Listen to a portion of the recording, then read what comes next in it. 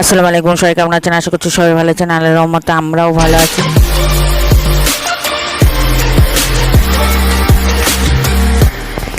ঈদের পরে বাপের বাড়ি চলে গেলাম, তো মা আমাদের জন্য হাঁস রেখেছে। দেখেন গলির থেকে হাঁস বের করছে, এই দেখেন বুড়াটা দেখছে হাঁস হাঁস হাঁস হাঁস।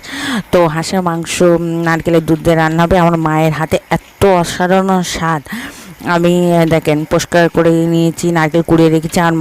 আর মাংসই তো আলু না হলে চলে না, আদা রসুন বেটে রেখেছে। এটাকে দুধ বের করে রেখে দিয়েছি, কারণ মা কাঁচা ঝাল দিয়ে রান্না করে। ও আলুটা ভেজে ভেজে নিচ্ছে লবণ আর হলুদ দিয়ে, আর মাংস রান্না হবে। তেল দিয়ে দিচ্ছে, হাঁসের মাংসই তেল বেরোয়।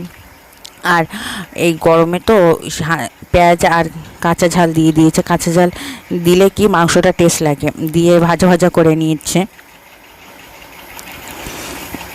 দেখেন। তারপরে আদা রসুন বাটা দিয়ে দিয়েছে।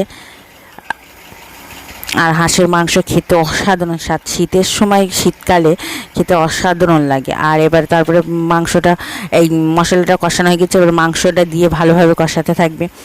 আমার তো ফেভারিট নারকেলের দুধ দিয়ে হাঁসের মাংস রান্না করলে একদম পুরো চেটে পুটে খাওয়া যাবে, এক থালা ভাত খাওয়া যাবে, আর খেতে অসাধারণ স্বাদ। আর আমরা তো বাঙালি, আলু না দিলেই চলে না। লবণ দিয়ে ভালো করে কষাতে, আমার মা এক্সট্রার কোনো জল দেয়নি একদম। এই মানে ওই হাঁসের গোশের থেকে যা এই তেল বেরিয়েছে, ওর থেকে যা পানি জল ছেড়েছে, তাতেই কষানো একদম পুরো কমপ্লিট। তারপরে হলুদ দিয়ে দিয়েছে, দিয়ে ভালো করে কষাতে থাকবে। এই দেখেন গুঁড়ো ঝাল, তো কাঁচা ঝাল দিয়েছে বলে এবার কালারের জন্য একটু কাশ্মীরি ঝালের গুঁড়ো দিয়েছে। দেখে কালারটা দেখেন মাশাআল্লাহ সুন্দর এসে, একদম কষানো শেষ।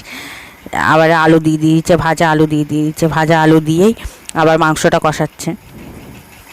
দেখেন কত তেল ছেড়েছে, তেল দেখেন ওপরে ভাসছে।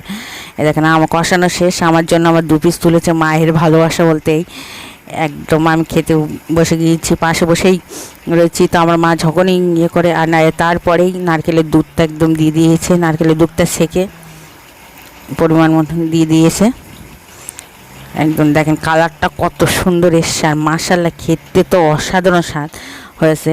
আর আমাদের বাড়ির ফ্যামিলিতে সবাই পছন্দ করে। এই দেখেন এর ফুটে উঠেছে। গরম মশলা, জিরে গুঁড়ো, এলাচ, রংফুল, দারচিনি বেটে দিয়েছি। আর কালারটা দেখেন। আমি খেতে বসেছি তো একদম মাশাআল্লাহ। তো ভিডিওটা তো সবাই ভালো থাকবেন, সুস্থ থাকবেন, আজ বলে কিছু থাকবেন, আমাদের জন্য দোয়া করবেন। খোদা হাফেজ, বাই বাই, টাটা।